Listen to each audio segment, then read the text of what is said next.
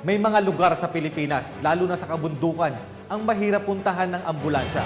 Kaya sa oras ng pangangailangan, nariyan ang kapulisan ng Cordillera para i-rescue ang ating mga kababayan gamit ang kanilang tinatawag na ambulansyang dipaa sa Kabayan Benguet.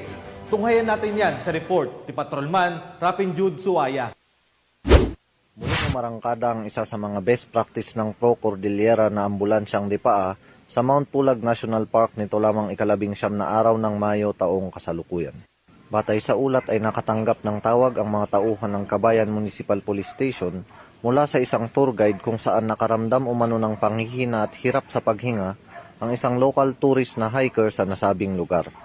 Kaagad namang tumungo ang Kabayan PNP sa Mount Pulag kasama ang Mount Pulag Eco Tour Guides and Porters Association at mga miyembro ng BPATS at pinagtulungan nilang kinarga ang pasyente gamit ang matibay na kahoy, poncho at panali patungo sa kalsada kung saan isinakay ito sa mobil at dinala sa ospital para sa agarang medikal na atensyon.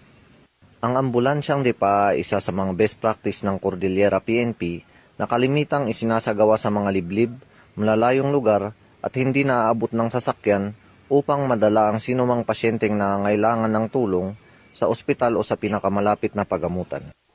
Mula dito sa City of Pines, ako po ang inyong PNN Correspondent Patrolman Rapin Jude Suaya, alagad ng batas, taga-taguyod ng Balitang Pulis. Maraming salamat, Patrolman Suaya.